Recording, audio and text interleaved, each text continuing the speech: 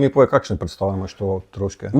Tole je ena stvar, ki jo delam z Glasbeno mladino. Zdaj že, mislim, da več kot 15 let že sodelujemo. Pa ne sicer vsako leto, s tem je pa, oni delajo glasbene matineje za šolarje različne.